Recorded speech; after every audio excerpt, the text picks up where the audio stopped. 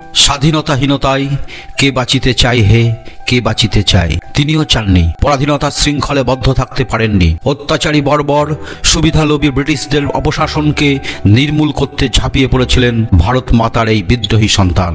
স্বাধীনতা এমনি এমনি আসে না, আসে রক্তের বিনিময়ে।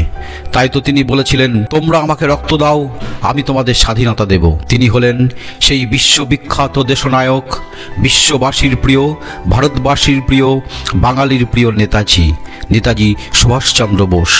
তার সম্পর্কেই জানাবো আজ অনেক গুরুত্বপূর্ণ অজানা তথ্য। তার আগে আমার হোম টিচিং চ্যানেলটিকে সাবস্ক্রাইব করুন, ভিডিওটি ভালো লাগলে লাইক করুন, কমেন্ট করুন এবং শেয়ার করুন।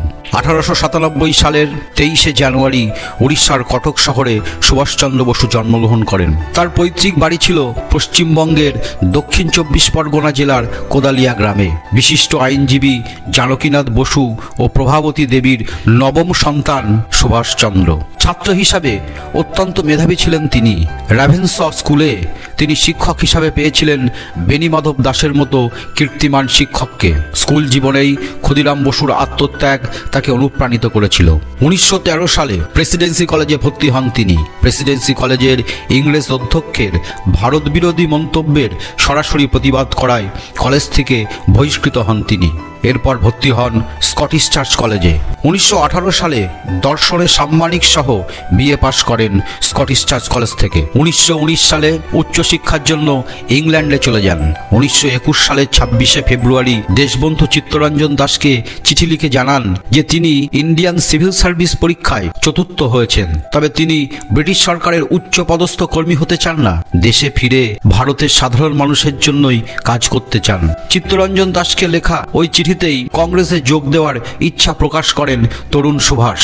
এই দেশবন্ধু চিত্তরঞ্জন দাসই ছিলেন সুভাষচন্দ্রের রাজনৈতিক গুরু। 1921 সালে কংগ্রেসে যোগ দেওয়ার পর তার প্রথম উল্লেখযোগ্য কর্মসূচি ছিল প্রিন্স অফ ওয়েলসের ভারত সফর বয়কট করার আন্দোলন গড়ে তোলা। প্রিন্স অফ ওয়েলসের অভ্যর্থনার আসরেই খাদির বস্ত্র বিলি ও বিক্রি করার চেষ্টা করেন সুভাষচন্দ্র ও তার কয়েকজন অনুগামী।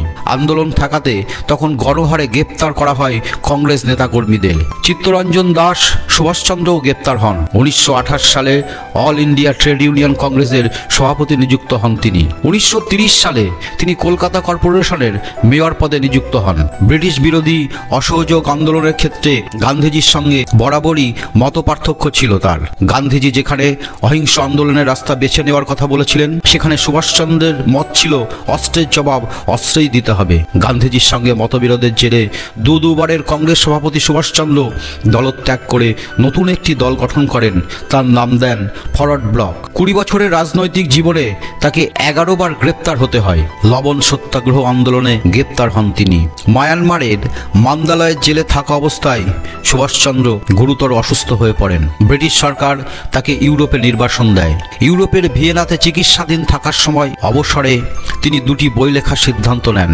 তার আত্মজীবনী ইন্ডিয়ান পিলগ্রিম আর ইন্ডিয়া স্ট্রাগল ফর ফ্রিডম। সেই সময়ে তার পাণ্ডুলিপি টাইপ করার জন্য এক অস্ট্রিয়ান মহিলা এমিলি সেঙ্কেল তাকে সাহায্য করেন, যিনি পরবর্তীকালে সচিবও হন। এই এমিলি সেঙ্কেলের সঙ্গেই তার প্রেম হয় এবং বিয়েও হয়। তাদের কন্যা সন্তান অনিতা বসু। এমিলি সেঙ্কেল কখনো ভারতে আসেননি, তবে বসু পরিবার ও নেতাজির সহযোগীদের সঙ্গে তার চিরকাল যোগাযোগ ও সুসম্পর্ক ছিল।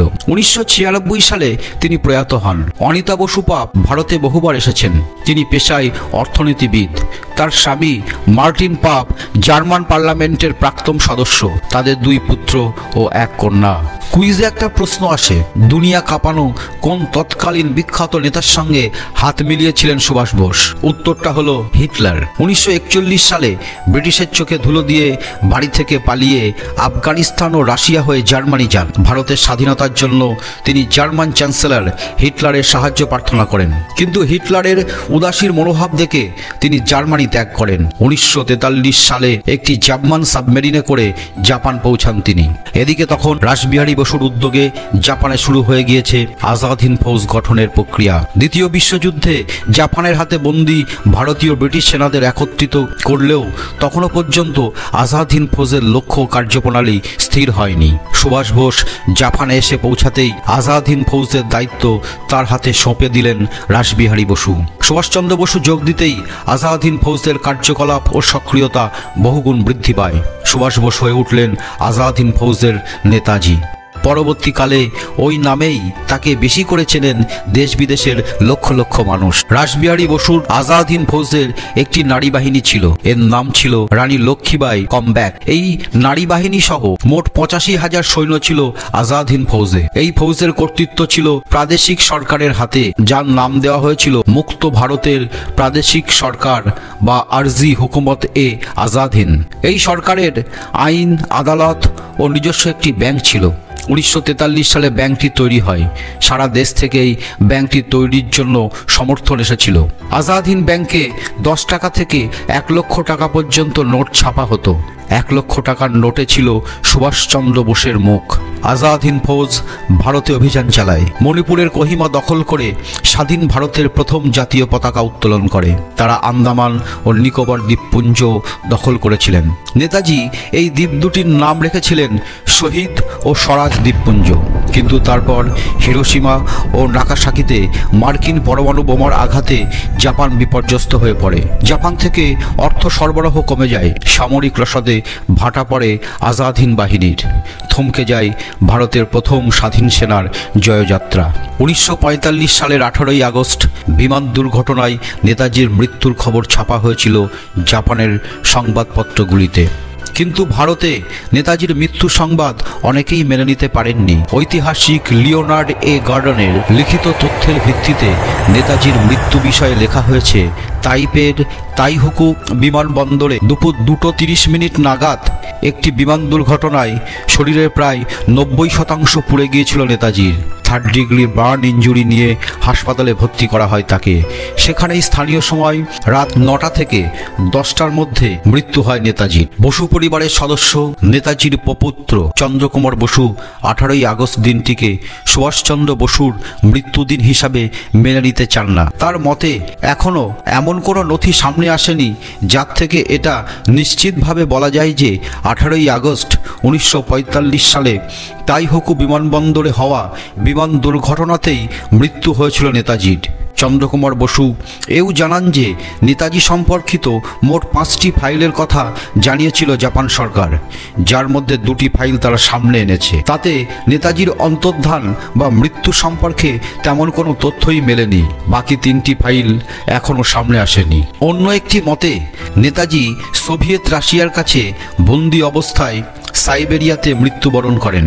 আবার শোনা যায় বর্তমানে রেনকোজি মন্দিরে রাখা নেতাজির চিতাভস্য পরীক্ষা করে জানা গিয়েছে ওই চিতাভস্য নেতাজির নয়। আসলে ভারতবর্ষে নেতাজির তুমুল জনপ্রিয়তায় ঈর্ষান্বিত হয়ে তৎকালীন কিছু ভারতীয় নেতা এবং ইংরেজ সরকার ষড়যন্ত্র করে তাকে পৃথিবী থেকে সরিয়ে দেয়। আবার অনেকের মতে ফৈজাবাদের ভগবানজি ওরফে গুমলামি বাবা ছিলেন নেতাজি। রবীন্দ্রনাথ ঠাকুর সুভাষচন্দ্র বসুকে দেশনায়ক আখ্যা দিয়ে তাসের দেশ নৃত্যনাট্যটি তাকে উৎসর্গ করেন। উৎসর্গপত্রে লেখেন, স্বদেশের চিত্তে নূতন প্রাণ সঞ্চার করবার পুণ্যব্রত তুমি গ্রহণ করেছ। সেই কথা স্মরণ করে তোমার নামে তাসের দেশ নাটিকা উৎসর্গ করলুম। নেতাজির মতো নেতা ভারত ইতিহাসে সত্যিই বিরল। তার দেশপ্রেম, আত্মত্যাগ চিরস্মরণীয়। বহু ভারতীয়র আদর্শ তিনি। ভারতবাসীর হৃদয়ে তার জন্য আলাদা জায়গা তৈরি হয়েছে। সেই মৃত্যুঞ্জয়ী বীর সংগ্রামী সুভাষচন্দ্র বসুকে শ্রদ্ধা জানাতে তার সেই বিখ্যাত স্লোগানটি উচ্চারণ করব, জয় হিন্দ।